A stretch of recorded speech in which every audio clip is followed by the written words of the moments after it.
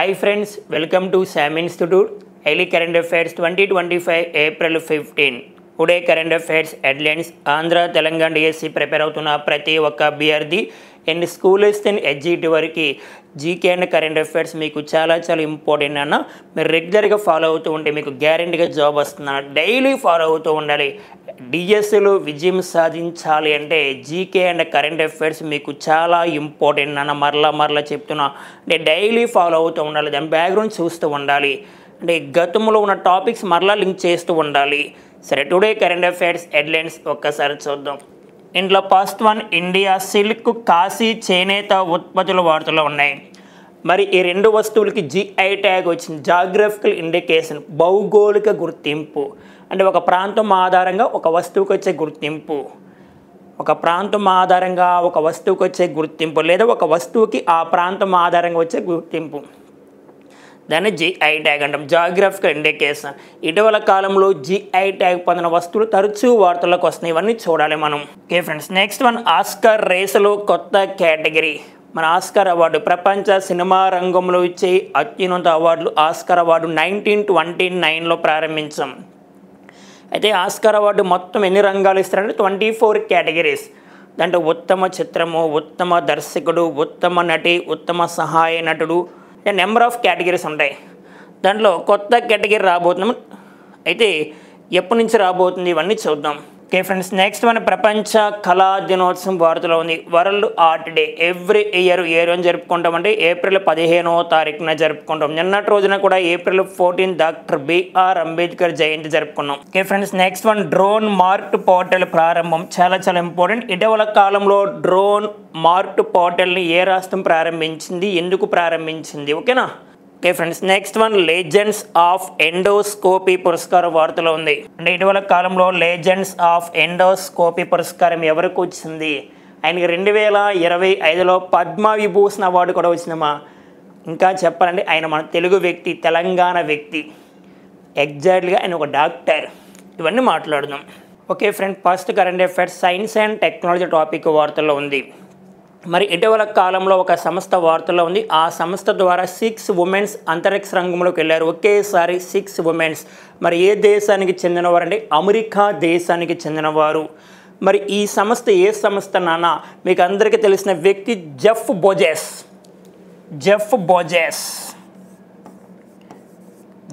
Bezos ఆధ్వర్యంలో జరిగిన ఒక మిషన్.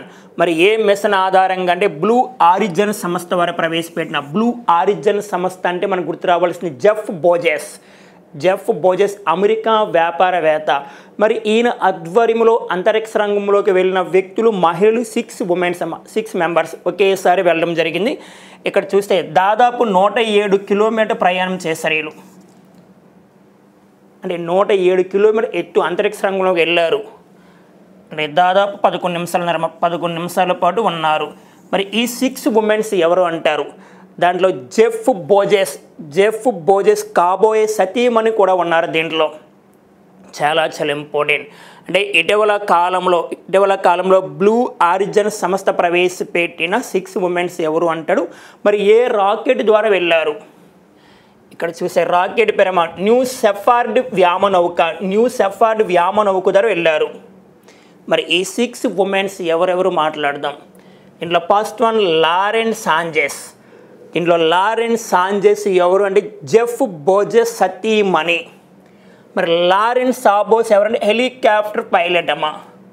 ఇందులో సెకండ్ వన్, కేటీ పెర్రీ ఒక సింగర్. ఇందులో third one, Gayle King journalist. Next one, fourth one, Kerianne Flynn నిర్మాత. Next one, fifth one, Aisha బోవ్.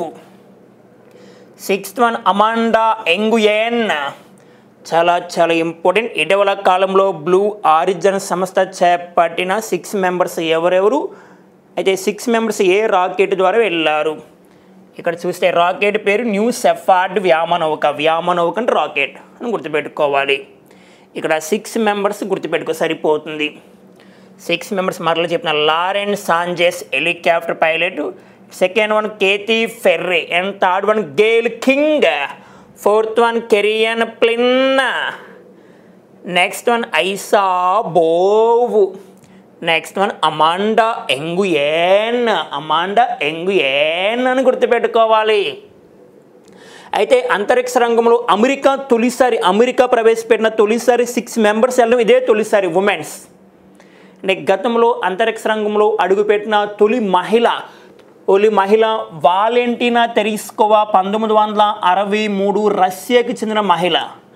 ఒకేసారి అమెరికాకు చెందిన 6 మెంబర్స్ వెళ్ళడం ఇదే తొలిసారి. మరలా చెప్తున్నా, ఏ మిషన్ ఆధారంగా లేదా ఏ సంస్థ ఆధారంగా అంటే బ్లూ ఆరిజిన్ సంస్థ వారు చేపట్టిన ఒక మిషన్. బ్లూ ఆరిజిన్ వ్యవస్థాపకుడు ఎవరంటే మనకి జెఫ్ బోజెస్. మరి ఏ రాకెట్ ద్వారా వెళ్ళారు ఈ 6 మెంబర్స్ అంటే మనం గుర్తుపెట్టుకో, న్యూ షెపర్డ్ వ్యోమనౌక. ఈ 6 మెంబర్స్ మైండ్లో ఉండాలి. అయితే ఇటీవల కాలంలో లేటెస్ట్గా ఐఎస్ఎస్లోకి, మరి ఐఎస్ఎస్ అంటే ఇంటర్నేషనల్ స్పేస్ స్టేషన్, ఒక 4 మెంబర్సా 3 మెంబర్స్ అంటే లేటెస్ట్గా 3 మెంబర్స్ 3 మెంబర్స్ రష్యా చేపట్టిన ఒక వ్యోమనౌక ద్వారా మీకు గతంలో చెప్పా. ఒక్క 5 days బ్యాక్ వెనక్కి వెళ్తే అండ్ సోయూజ్ MS-27 మిషన్ ద్వారా సోయూజ్ MS-27 ఎవరు ప్రవేశపెట్టారు? రష్యా ప్రవేశపెట్టిన సోయూజ్ MS-27 వ్యోమనౌక ద్వారా 3 మెంబర్స్ వెళ్ళారు. అంటే రానున్న కాలంలో అంతరిక్ష ప్రయోగాలు చేయడానికి ముందుగా వెళ్ళారు నాన్న. ఈ 3 మెంబర్స్ జాన్ కిమ్ అంటే నాసా వ్యక్తి గుర్తు రావాలి, అమెరికా వ్యక్తి. And second one Sergey Ryzhikov అంటే రష్యా వ్యక్తి. Next one third one Alexey Zubritsky. ఏం పేరున? అలెక్సీ జూబ్రీ అని గుర్తుపెట్టుకోవాలి. John Kim, next one Sergey Ryzhikov, next Alexey Zubri అని గుర్తుపెట్టుకోవాలి. ఏ నౌకనైనా సోయూజ్ MS-27 ఎవరు ప్రవేశపెట్టారు? రష్యా. ఇప్పుడు ఏముంది వాటితో న్యూ షెపర్డ్. ఎలా గుర్తుపెట్టుకోండి, నెంబర్ ఆఫ్ పలికితే మైండ్లోకి వెళ్తుందానా. ఓకే ఫ్రెండ్స్, నెక్స్ట్ టాపిక్ ఘనంగా అంబేద్కర్ జయంతి. మరి Ambedkar, doctor B R Ambedkar father of Indian constitution, భారత రాజ్యాంగ నిర్మాతగా పిలుస్తారు. ఆయన యొక్క జయంతి 134వ జయంతి. 2025 ఏప్రిల్ 14వ తారీఖున జరిగిందను. అయితే దీంట్లో ప్రధానంగా ఏ కార్యక్రమంలో ఎవరెవరు పాల్గొన్నారు ఇక్కడ చూసుకుంటే ఢిల్లీలోని ప్రార్థనా స్థల్లో అంబేద్కర్ విగ్రహానికి నివాళులు అర్పించిన అనంతరము రాష్ట్రపతి ద్రౌపది ముర్ము, X1 ఉపరాష్ట్రపతి జగదీప్ ధన్కర్, నెక్స్ట్ ప్రధాని మోడీ, X1 ఓం బిర్లా అంటే లోక్సభ స్పీకర్, నెక్స్ట్ కేంద్ర మంత్రి జేపీ నడ్డా, కాంగ్రెస్ అగ్రనేతలు మల్లికార్జున ఖార్గే, సోనియా గాంధీ గారు కూడా ఉన్నారు నాన్న. అయితే ఇక్కడ మనం గుర్తుపెట్టుకోవాల్సిన పాయింట్ ఏంటంటే డాక్టర్ బిఆర్ అంబేద్కర్ జన్మించిన రాష్ట్రం ఏంటన్నా మధ్యప్రదేశ్. ఇక్కడ మధ్యప్రదేశ్లో అంబేద్కర్ నగర్ ఉందన్న, అంబేద్కర్ నగర్. ఇది చాలా ఇంపార్టెంట్. మధ్యప్రదేశ్ రాష్ట్రంలో అంబేద్కర్ నగర్ నుంచి ఒక రైలు ప్రారంభించారు. అయితే మధ్యప్రదేశ్ రాష్ట్రంలో అంబేద్కర్ నగర్ నుంచి ఢిల్లీ వరకు ప్రారంభించారు. క్వశ్చన్ అడగొచ్చు, అంబేద్కర్ 134వ జయంతి సందర్భంగా మధ్యప్రదేశ్లో అంబేద్కర్ నగర్ నుంచి ఎక్కడ వరకు ప్రారంభించారు రైల్వే వ్యవస్థను? సింపుల్గా ఒక రైల్వేను ప్రారంభించారు.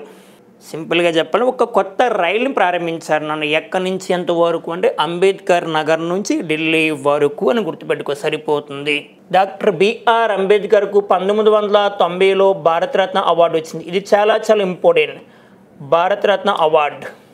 అయితే డాక్టర్ బిఆర్ అంబేద్కర్ పేరు మీదుగా కొన్ని విగ్రహాలు ఏర్పాటు చేసాం, మాట్లాడుకున్నాం. అమెరికాలో ఏర్పాటు చేశారు, తెలంగాణ రాష్ట్రంలో ఏర్పాటు చేశారు, ఆంధ్రప్రదేశ్ రాష్ట్రంలో కూడా ఏర్పాటు చేశారు. ఇవన్నీ మాట్లాడుకున్నాం. అందులో ఆంధ్రప్రదేశ్ 125 feet విజయవాడ అని మాట్లాడుకున్నాం. నెక్స్ట్ తెలంగాణ కూడా 125 feet హైదరాబాద్ అని మాట్లాడుకున్నాం. దేశంలో తొలిసారిగా ఎత్తైన విగ్రహం అంటే తెలంగాణ హైదరాబాద్ అని గుర్తు రావాలి. మీకు ఎగ్జాక్ట్ డేట్ కావాలంటే 2023 April 14. నెక్స్ట్ ఆంధ్రప్రదేశ్ అయితే 2024 January 19.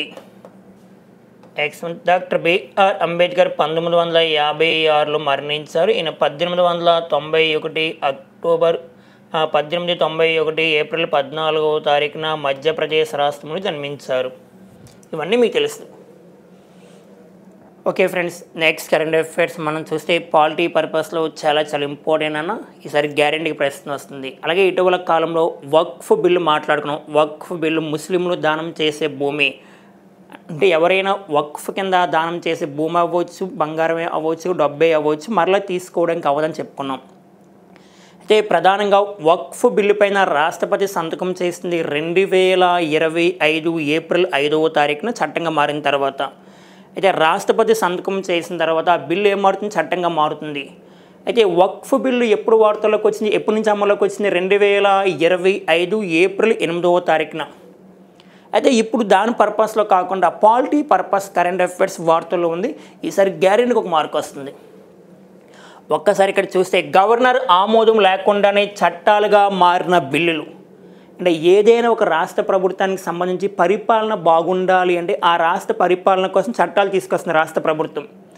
అయితే ఎప్పుడైతే రాష్ట్ర ప్రభుత్వం చట్టాలు తీసుకొస్తుందో ఇరు సభలు ఆమోదించిన తర్వాత ఆ బిల్లును పంపిస్తారు ఎక్కడికి? గవర్నర్ దగ్గరికి. అయితే గవర్నర్ ఏం చేయాలి? ఆమోదించాలి, తిరిగి పంపించాలి. అయితే తమిళనాడు రాష్ట్రం వార్తల్లోకి వచ్చింది.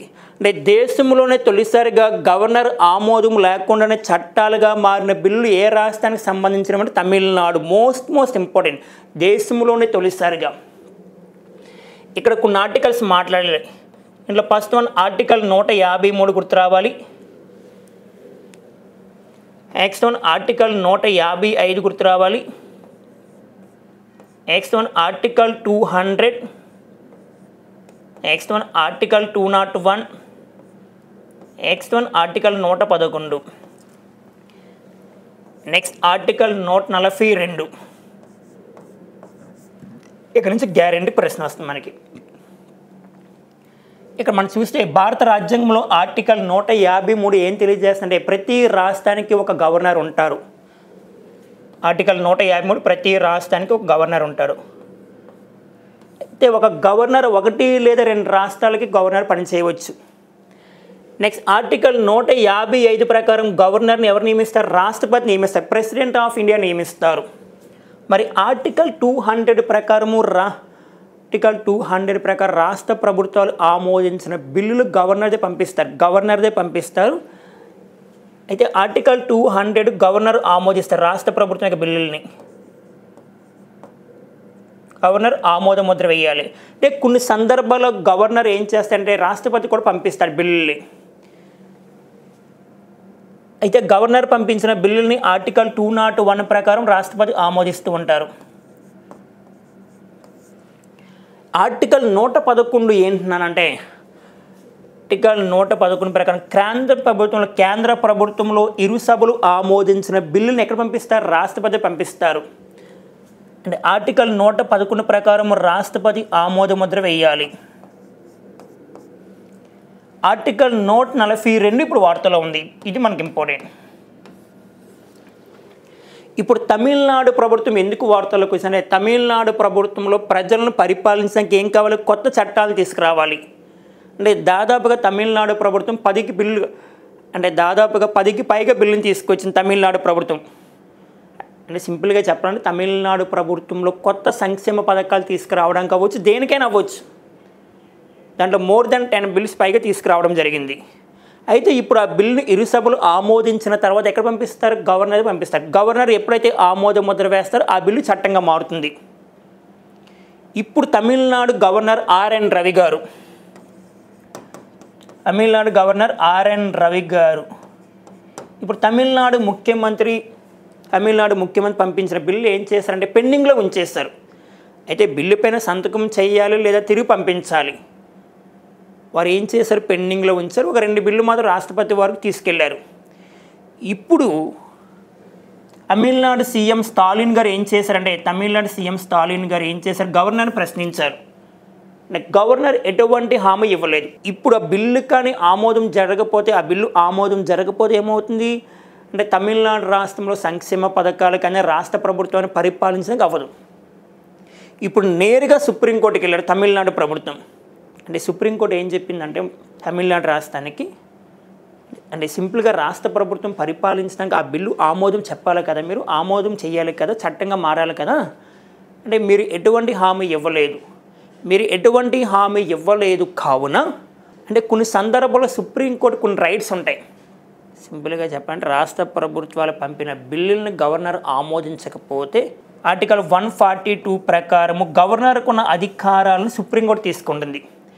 గవర్నర్కు ఉన్న అధికారాలను సుప్రీంకోర్టు తీసుకొని ఆ బిల్లుని చట్టంగా మార్చే అధికారం ఉంది. అలా ఆర్టికల్ 142 ప్రకారం దేశంలోనే తొలిసారిగా గవర్నర్ ఆమోదం లేకుండానే చట్టాలుగా మారిన బిల్లు తమిళనాడు. సరిపోతుంది మనకి. ఇక్కడ కొన్ని పాయింట్స్ మనం చూద్దాం. ఇందులో ప్రధానంగా సుప్రీంకోర్టు ఏం చెప్పినంటే 3 నెలల్లోగా నిర్ణయం తీసుకోవాలి. అంటే ప్రధానంగా రాష్ట్రాలు పంపిన బిల్లును రాష్ట్రపతి గడువు 3 నెలల్లోపు చెప్పాలి. నెక్స్ట్ లేదంటే నేరుగా సర్వోన్నత న్యాయస్థానాన్ని ఆశ్రయించవచ్చు. అంటే రాష్ట్రాలు పట్టించకపోతే ఎవరైనా డైరెక్ట్గా సుప్రీంకోర్టుకి వెళ్ళవచ్చు. మనకు సరిపోతుంది.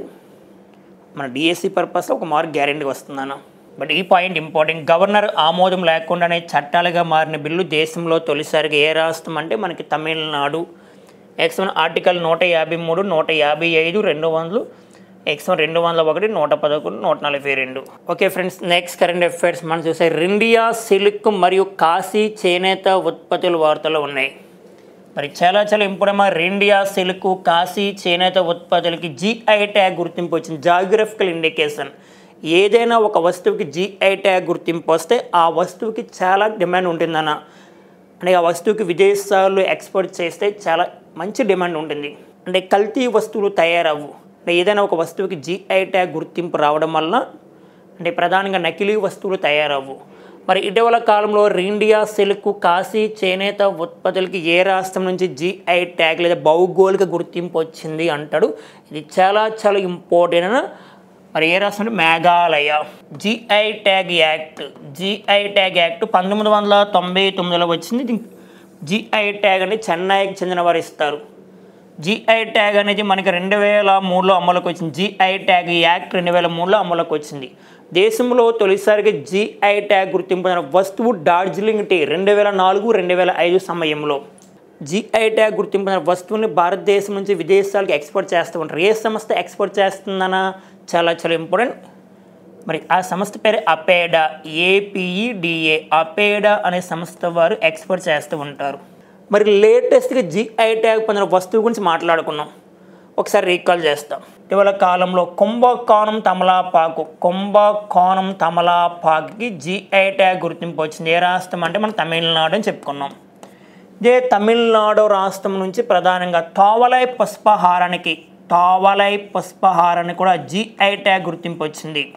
అంటే ఇటీవల కాలంలో కుంభకోణం తమలపాకి ఏ రాష్ట్రం నుంచి GI ట్యాగ్ గుర్తింపు వచ్చింది? తమిళనాడు. తోవలై పుష్పహారానికి కూడా తమిళనాడు నుంచి GI ట్యాగ్ గుర్తింపు వచ్చింది. ఇటీవల కాలంలో వరంగల్ చపాటి మిర్చి కూడా మనకి GI ట్యాగ్ గుర్తింపు వచ్చింది. తమిళనాడు రాష్ట్రము. ఇటీవల కాలంలో ఢిల్లీ చిల్లీ సిక్కిం రాష్ట్రానికి చెందిన ఢిల్లీ చిల్లీని ఎక్కడికి ఎక్స్పోర్ట్ చేస్తున్నారు, ఎగుమతి చేస్తున్నారు అంటే సోలమన్ దీవులకు ఎగుమతి చేస్తున్నారు. మనకి ఢిల్లీ చిల్లీ అంటే GI ట్యాగ్ గుర్తింపు వస్తువు ఏ రాష్ట్రం? సిక్కిం రాష్ట్రానికి చెందిన ఢిల్లీ చిల్లీని సోలమన్ దీవులకు ఎక్స్పోర్ట్ చేస్తారని గుర్తుపెట్టుకుందాం. నెక్స్ట్ వన్ కన్నా డెప్పయ్య చేనేత వస్త్రము. మరి కన్నా డెప్పయ్యకు ఇటీవల కాలంలో GI ట్యాగ్ గుర్తింపు వచ్చింది. ఏ రాష్ట్రం నుంచి? కేరళ రాష్ట్రము. Next one Saudagari block printing కూడా GI ట్యాగ్ గుర్తింపు వచ్చింది. ప్రధానంగా ఏ రాష్ట్రం అంటే గుజరాత్, అహ్మదాబాద్ అని మాట్లాడుకున్నాం. అలాగే ఇటీవల కాలంలో అమల్సాడ్ చిక్కో కూడా GI ట్యాగ్ గుర్తింపు వచ్చింది. ఏ రాష్ట్రం అంటే గుజరాత్. అమల్సాడ్ చిక్కో గుజరాత్. ఇవన్నీ మీకు చెప్పా, ఒకసారి రీకాల్ చేసుకుని జస్ట్ సరిపోతుంది. Okay friends, next current affairs. Oscar రేసులో కొత్త కేటగిరీ. మరి ప్రపంచ సినిమా రంగంలో అత్యున్నత అవార్డు ఆస్కార్ అవార్డు అంటాం. ఆస్కార్ అవార్డుని 1929లో ప్రారంభించాం. అమెరికాలో లాస్ ఏంజల్స్ ఇస్తారు. ఆస్కార్ అవార్డుకి మరొక పేరు అకాడమీ అవార్డ్స్ అని పిలుస్తాం. Academy awards. అదే ఆస్కార్ అవార్డు మొత్తం 24 రంగాలు ఇస్తారు. మరి ఇప్పుడు ఏం చేస్తారంటే కొత్త కేటగిరీని తీసుకొస్తున్నారు. కొత్త కేటగిరీ ఎప్పటి నుంచి వస్తుందంటే వార్తల్లోకి కేటగిరీ 2027లో విడుదలైన చిత్రాలకు ఇస్తారమ్మా. 2027లో విడుదలైన చిత్రాలకు ఈ కేటగిరీని యాడ్ చేస్తారు. అంటే ప్రధానంగా 2028 ఇస్తారు, 2028లో ఇస్తారు. అంటే 2027లో విడుదలైన చిత్రాలకు ప్రకటిస్తారు. అంటే లాస్ట్ ఇయర్ వచ్చిన మూవీస్ ఉంటాయి కదా, లాస్ట్ ఇయర్ వచ్చిన మూవీస్కి ఈ ఇయర్లో ఆస్కార్ అవార్డు ఇస్తారు. అలా 2027లో మూవీస్కి 2028లో ఇవ్వడం జరుగుతుంది. మరి ఎందుకు అలా ఇవ్వడం జరుగుతుంది? ఈసారి కొత్త కేటగిరీ ఎందుకు యాడ్ చేస్తున్నారు అంటే ఆస్కార్ అవార్డుని ప్రారంభించి 100 సంవత్సరాల సందర్భంగా, ఇక్కడ చూసుకోండి, ఆస్కార్ అవార్డుని ప్రారంభించి 100 సంవత్సరాల సందర్భంగా అలా ప్రకటిస్తున్నారు. మరి ఏ కేటగిరీ రాబోతుంది? కొత్త కేటగిరీ అంటే స్టంట్ డిజైన్ అమ్మ. స్టంట్ డిజైన్ 2025 ఏప్రిల్ 10వ తారీఖున ప్రకటించారు. ఎవరు ప్రకటించారంటే Academy of Motion Picture Arts Sciences సంస్థ వారు ప్రకటించారు. Next one, stunt design achievement పేరుతో 2027లో విడుదలైన చిత్రాలకు ఇస్తారు. 2027లో ఇక్కడ మనం చెప్పుకుంటే నా లాస్ట్ ఇయర్ మూవీస్కి ఇయర్ ఇస్తారు. 2027లో విడుదలైన చిత్రాలకు 2028లో ఆస్కార్ అవార్డు ఇస్తారు.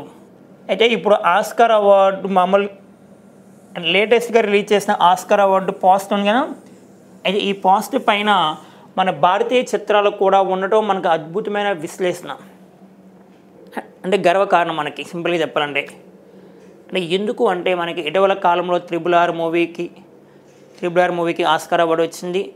నెక్స్ట్ వన్ ద ఎలిఫెంట్ విస్పరస్ మూవీకి ఆస్కార్ అవార్డు వచ్చింది. అయితే ఈ 2 చిత్రాలకి ఇమేజెస్ని దాంట్లో రిలీజ్ చేశారు నాన్న. అంటే 2 చిత్రాలకి ఇమేజెస్ పెట్టి లేటెస్ట్గా ఒక కేటగిరీ ఇస్తున్నాం, కొత్త కేటగిరీ స్టంట్ డిజైన్. అంటే స్టంట్ డిజైన్ ఎప్పుడు ప్రకటించారు? 2025 ఏప్రిల్ 10వ తారీఖున ప్రకటించారు.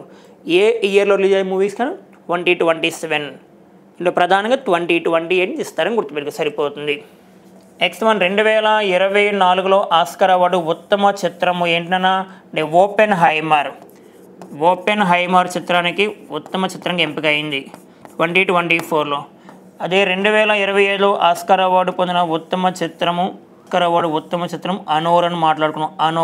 అనోరాకి మొత్తం 5 అవార్డ్స్ వచ్చాయి. Okay friends, next current affairs అంటే చూసుకుంటే ముఖ్యమైన తేదీలు, ఇంపార్టెంట్ డేట్స్ నుంచి మనకు ప్రశ్న వచ్చే అవకాశం ఉంది.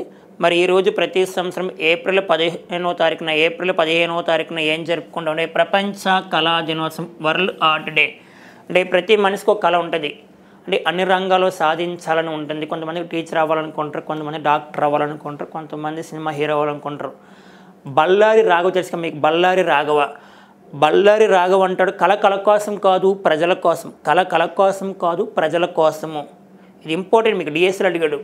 అలా ప్రతి వ్యక్తిలో కళ ఉంటుందన్న. అంటే దాన్ని గుర్తించడానికి ప్రతి సంవత్సరం ప్రపంచ కళా దినోత్సవం జరుపుకుంటారు. ఎప్పుడు జరుపుకుంటాం అంటే ఏప్రిల్ 15వ తారీఖున జరుపుకుంటాం. దీంట్లో ఎవరి జ్ఞాపకార్థంగా జరుపుకుంటాం అంటే ఒక చిత్రకారుడు, అంటే ఒక ప్రముఖ చిత్రకారుడు పేరు మీదుగా జరుపుకుంటాం ఎవ్రీ ఇయర్ ఏప్రిల్ 15వ తారీఖున.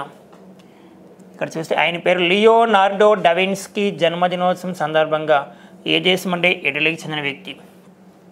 ఒక డేటు వార్తలోకి వస్తుందంటే దాని థీమ్ ఇంపార్టెంట్. థీమ్ అంటే ఇతివృత్తము. ఇక్కడ ప్రపంచ కళా దినోత్సవం 2025 థీమ్ చూసుకుంటే garden of experience nurturing society through art. మరలా చెప్తున్నా, garden of experience nurturing society through art. మరి ఇటీవల కాలంలో కొన్ని డేట్స్ ఏప్రిల్లో మనం చూసుకుంటే ఒకసారి రీకాల్ చేస్తున్నాం. అందులో ఫస్ట్ వన్ ఏప్రిల్ 1 ప్రపంచ ఆర్టిజా అవగాహన దినోత్సవం. ప్రపంచ ఆర్టిజా అవగాహన దినోత్సవం జరుపుకుంటాం. నెక్స్ట్ వన్ ఏప్రిల్ 5వ తారీఖున జాతీయ సముద్రయాన దినోత్సవం జరుపుకుంటారు ఏప్రిల్ 5వ తారీఖున. నెక్స్ట్ వన్ ఏప్రిల్ 7వ తారీఖున ప్రపంచ ఆరోగ్య దినోత్సవం జరుపుకున్నాం, world health day. Next one April 10వ తారీఖున. ఇవన్నీ మీకు చెప్పిన రీకాల్ చేస్తున్నా, మీకు ప్లస్ అవుతుందని. దీంట్లో ఏప్రిల్ 10వ తారీఖున ప్రపంచ హోమియోపతి దినోత్సవం జరుపుకుంటాం. నెక్స్ట్ వన్ ఏప్రిల్ 11వ తారీఖున ఏం జరుపుకున్నాం అంటే పార్కిన్సన్ దినోత్సవం జరుపుకున్నాం. బ్రెయిన్కి సంబంధించిన ఒక వ్యాధిని చెప్పుకున్నాం. నెక్స్ట్ వన్ ఏప్రిల్ 12వ తారీఖున ప్రపంచ అంతరిక్ష దినోత్సవం. ఏప్రిల్ 14వ తారీఖున డాక్టర్ బిఆర్ అంబేద్కర్ జయంతి. ఏప్రిల్ 15వ తారీఖున ప్రపంచ కళా దినోత్సవం గుర్తుపెట్టుకోవాలి. Okay friends, next current affairs మనం చూస్తే డ్రోన్ మార్ట్ పోర్టల్ ప్రారంభం. అంటే ఇటీవల కాలంలో డ్రోన్ మార్ట్ పోర్టల్ని ఏ రాష్ట్రం ప్రారంభించిందంటే ఆంధ్రప్రదేశ్ రాష్ట్రం ప్రారంభించింది. మరి ఇటీవల కాలంలో తెలంగాణ రాష్ట్రం కూడా భూభారత్ అనే పేరుతో ఒక పోర్టల్ని ప్రారంభించింది. ఒకసారి చెప్పుకుని రోజు చెప్పుకున్నాం. భూభారతి పోర్టల్ ఎవరంటే తెలంగాణ రాష్ట్రం. ఇప్పుడు ఆంధ్రప్రదేశ్ ప్రభుత్వం డ్రోన్ మార్ట్ పోర్టల్ని ప్రారంభించింది. దేనికోసం అంటే ప్రధానంగా డ్రోన్ సేవల అనుసంధానానికి ఎక్కడ ప్రారంభించిందంటే ప్రధానంగా అనంతపురం జిల్లాలో ప్రారంభించారు. ఎందుకంటే రానున్న కాలంలో నవ్య డేస్లో డ్రోన్స్ హబ్గా మార్చడం వల్ల ఆంధ్రప్రదేశ్ ప్రభుత్వంలో ఉపాధి అవకాశాలు పెరుగుతాయన్న ఆంధ్రప్రదేశ్ దేశంలోనే డ్రోన్స్ హబ్గా మార్చాలని ఆంధ్రప్రదేశ్ ముఖ్యమంత్రి గారు ప్రకటించారు. ఇక్కడ చూస్తే ఆంధ్రప్రదేశ్ను డ్రోన్స్ హబ్గా మార్చడానికి మరి ఇటీవల కాలంలో మనం చూసుకుంటే ఆంధ్రప్రదేశ్లో వారవకల్లు అంటే కర్నూలు జిల్లా ఇండియా పాస్ట్ డ్రోన్ సిటీ భారతదేశంలో తొలిసారిగా డ్రోన్ సిటీని ఎక్కడ ఏర్పాటు చేశారంటే కర్నూలు డిస్టిక్లో వారవకల్లు దగ్గర. ఇక్కడ చూసుకుంటే దాదాపుగా 300 ఎకరాల్లో ఏర్పాటు చేశారు. 300 ఎకరాల్లో. అలా కాకుండా ఇండియా పాస్ట్ డ్రోన్ స్కూల్ భారతదేశంలో తొలిసారిగా డ్రోన్కి సంబంధించిన ఒక స్కూల్ని ఏర్పాటు చేశారు. ఎక్కడ అంటే గ్వాలియర్ అంటే మధ్యప్రదేశ్. ఇది చాలా ఇంపార్టెంట్. గ్వాలియర్ మధ్యప్రదేశ్. అంటే డ్రోన్స్ అనేది ప్రతి రంగంలో ఉపయోగిస్తారు. వ్యవసాయ రంగంలో అవ్వచ్చు, రక్షణ రంగంలో అవ్వచ్చు. డ్రోన్స్ అంటే మానవ రహిత విమానాలను గుర్తుపెట్టుకోవాలి.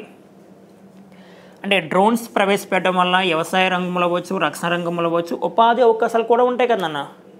అలా డ్రోన్స్ హబ్గా మార్చడానికి ఆంధ్రప్రదేశ్ రాష్ట్రం డ్రోన్ మార్ట్ పోర్టల్ని ప్రారంభించింది. ఎక్కడ ప్రారంభించింది? అనంతపురంలో గుర్తుపెట్టుకో సరిపోతుంది. ఇటీవల కాలంలో కేంద్ర ప్రభుత్వం నమో డ్రోన్ పథకం ప్రారంభించారు. నమో డ్రోన్ దీదీ పథకాన్ని ప్రారంభించింది. దీని ద్వారా అత్యధిక డ్రోన్స్ ఏ రాష్ట్రానికి ఇస్తున్నారు అంటే కర్ణాటక రాష్ట్రానికి ఇచ్చారు. Second one Uttar Pradesh and third one Andhra Pradesh. కేంద్ర ప్రభుత్వం ప్రారంభించిన నమో డ్రోన్ దీదీ పథకం ద్వారా అత్యధిక డ్రోన్స్ సప్లై చేస్తున్న ఏ రాష్ట్రానికి సప్లై చేస్తున్నారంటే ఫస్ట్ కర్ణాటక ఉంది, Uttar Pradesh second one and third one Andhra Pradesh. ప్రధానంగా కర్ణాటకకి 145 డ్రోన్స్ని సప్లై చేస్తారు నాన్న. దాంట్లో ఉత్తరప్రదేశ్కి 128, నెక్స్ట్ ఆంధ్రప్రదేశ్కి 108 డ్రోన్స్ని సప్లై చేశారని గుర్తుపెట్టుకోవాలి. అలాగే ఇటీవల కాలంలో ఆంధ్రప్రదేశ్ రాష్ట్ర ప్రభుత్వం అమరావతి డ్రోన్ సమిట్ని ప్రారంభించింది. అమరావతి డ్రోన్ సమిట్ మంగళగిరిలో ప్రారంభించారు. 2024 అక్టోబర్ నెలలో జరిగింది. అక్టోబర్ 22, 23 తేదీల్లో. Amaravati drone summit. Okay friends, next current affairs మనం చూసుకుంటే ఒక అవార్డు వార్తలోనే లెజెండ్స్ ఆఫ్ ఎండోస్కోపీ పురస్కారము.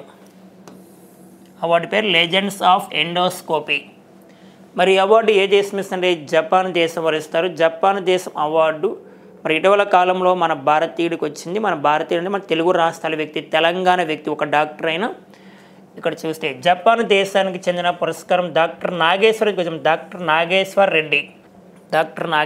తెలంగాణకి చెందిన ఒక డాక్టర్.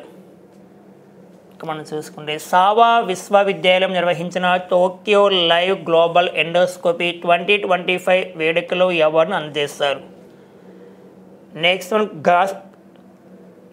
వన్ గ్రాస్ట్రో ఎంట్రాలజీ విభాగంలో విశేష సేవలు అందించడానికి ఇస్తారు.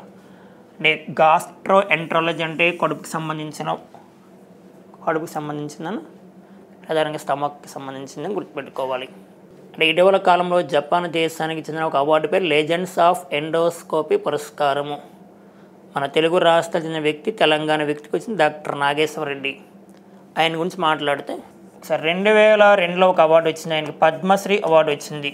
నెక్స్ట్ వన్ 2016లో పద్మభూషణ్ అవార్డు వచ్చింది. నెక్స్ట్ వన్ 2025లో కేంద్ర ప్రభుత్వం పద్మవిభూషణ్ అవార్డు ప్రకటించింది. పద్మవిభూషణ్ అవార్డు ప్రకటించింది. ఇక్కడ మాట్లాడారమ్మా. అయితే 2025 జనవరి 25వ తారీఖున కేంద్ర ప్రభుత్వం మొత్తం ఎంతమంది ప్రకటించింది పద్మ అవార్డులు అంటే 139 మంది ప్రకటించింది. 139 మందికి ప్రకటించింది. దీంట్లో 7 members Padma Vibhushan, next one 19 members Padma Bhushan, next మనం 113 పద్మశ్రీ. పద్మ విభూషణ్ 7 మెంబర్స్లో ఒక వ్యక్తి ఉన్నారు, ఆయనే doctor Nageshwar Reddy. Doctor Nageshwar Reddy. Doctor Nageshwara రెడ్డికి వచ్చిన అవార్డు 2002లో పద్మశ్రీ, నెక్స్ట్ వన్ 2016లో పద్మభూషణ్, 2025లో పద్మ విభూషణ్, ఇంకా వస్తే భారతరత్న అవార్డు వస్తుంది. Okay friends, next current affairs మనం చూసుకుంటే చరిత్రపరంగా చూసుకుంటే తొలిసారి వేలానికి గోల్కొండ నీలి వజ్రం అంటే గోల్కొండ బ్లూ డైమండ్ వార్తలో ఉందన దాన్ని వేలంకి వేస్తున్నారు. చాలా ఇంపార్టెంట్. తొలిసారిగా వేలానికి గోల్కొండ నీలి వజ్రము మరి దాదాపుగా 430 కోట్ల వరకు ధర పలికే అవకాశం ఉందంట. ఇక్కడ మనం చూస్తే స్వతంత్రానికి పూర్వం ఇండోరు బరోడా మహారాజుల దగ్గర ఉన్న గోల్కొండ నీలి వజ్రాన్ని తొలిసారిగా వేలానికి పంపిస్తున్నారు. మరి ఎక్కడ జరుగుతుందంటే వేలం అనేది 2024 2025 మే 14వ తారీఖున. మరి ఎక్కడ వేలం జరుగుతుందంటే జెనీవాలో క్రిస్టీస్ మెగ్నిసి చూస్తే జెనీవాలో క్రిస్టీస్ మెగ్నిఫిసెంట్ జ్యువెల్స్లో అంటే జెనీవాలో క్రిస్టీస్ మెగ్నిఫిసెంట్ జ్యువెల్స్ దగ్గర వేలం జరుగుతుంది. దాదాపుగా 23 నుండి 24 క్యారెట్లు ఉంటుందమ్మా ఈ డైమండ్. మరి ఏ రంగులో ఉంటుందంటే బ్లూ కలర్, నీలి రంగు అని గుర్తుపెట్టుకోవాలి. ఎక్సమ్ ప్రస్తుత తెలంగాణలో గోల్కొండ గనుల్లో లభించిన ఈ నీలి వజ్రం 1920 నుండి 1930 దశకాల్లో ఇండోర్ మహారాజుగా ఉన్న యశ్వంతరావు హోల్కర్ వద్దకు చేరింది అంటే గతంలో. Okay friends, next current affairs మనం చూస్తే పండుగలు, రాష్ట్ర పండుగల గురించి అంటే ఫెస్టివల్. మరి ఇటీవల కాలంలో ఈశాన్య రాష్ట్రానికి సంబంధించిన ఒక పండగ వార్తలో ఉంది, ఒక ఫెస్టివల్ వార్తలో ఉంది. ఈ ఫెస్టివల్ చూసుకుంటే మనకి బొహాగ్ బిహు ఫెస్టివల్. ఈ బొహాగ్ బిహు ఫెస్టివల్ని మరొక పేరుతో పిలుస్తారు, రొంగలి బిహు అని పిలుస్తారు, రొంగలి బిహు. మరి ఏ రాష్ట్రానికి సంబంధించి అంటే అస్సాం రాష్ట్రానికి సంబంధించి. ఇక్కడ చూస్తే Assam new year festival Bohag Bihu begins. మరి ఎప్పుడు స్టార్ట్ అవుతుందంటే ఏప్రిల్ 14 నుంచి ఏప్రిల్ 21 వరకు జరుగుతుందని 1 వీక్ పార్ట్. అంటే ఇటీవల కాలంలో వార్తలో ఉన్న బొహాగ్ బిహు ఫెస్టివల్ అన్న రంగల్ బిహు ఫెస్టివల్ అన్న ఏ రాష్ట్రం అంటే అస్సాం. అంటే అస్సాం అనేది ఒక ఈశాన్య రాష్ట్రం గుర్తు రావాలి. మరి అస్సాంలో ప్రధానంగా ఇంకో ఫెస్టివల్ ఉంది, చాలా ఫేమస్ అయిన ఒక మేళా అంటారు. అంటే ఫెస్టివల్ అన్న మేళా అన్న పండుగలన్న ఒకటేనా. అస్సాంలో బాగా ఫేమస్ అయిన ఒక ఫెస్టివల్ లేదా ఒక మేళా మనకి Ambubachi festival. Ambubachi festival every year June మంత్లో జరుగుతుంది. ప్రధానంగా కామాఖ్యాదేవి అమ్మవారి దేవాలయం జరుగుతుంది. కామాఖ్యాదేవి అమ్మవారి దేవాలయంలో జరుగుతున్న పండగ అంబుబాచి ఫెస్టివల్. లేటెస్ట్గా మరొక ఫెస్టివల్ వార్తలో ఉంది. మరి దీన్నే నేరేడు పళ్ళు పండగ అంటారు, నేరేడు పళ్ళు పండగ అని పిలుస్తారు. దానికి మరొక పేరు apricot blossom festival. Apricot blossom festival ఎక్కడ అంటే ప్రధానంగా లడక్. మరి ఇది కూడా ఏప్రిల్ 11 నుంచి 21 వరకు జరుగుతుంది. అంటే ఇటీవల కాలంలో వార్తలో ఉన్న ఆప్రికాట్ బ్లోసమ్ ఫెస్టివల్ అన్న నేరేడు పండు పండగ అన్న ఎక్కడంటే లడక్ గుర్తు రావాలి. ఇటీవల కాలంలో వార్తలు ఉన్న పండుగల గురించి చూస్తూ ఉండాలి మనం, గ్యారెంటీ ప్రశ్న వస్తుంది. ఓకే ఫ్రెండ్స్, ఈ రోజు ఉన్న కరెంట్ అఫైర్స్ మీ ఫ్రెండ్స్ అందరికీ షేర్ చేయండి, లైక్ చేయండి. All the best.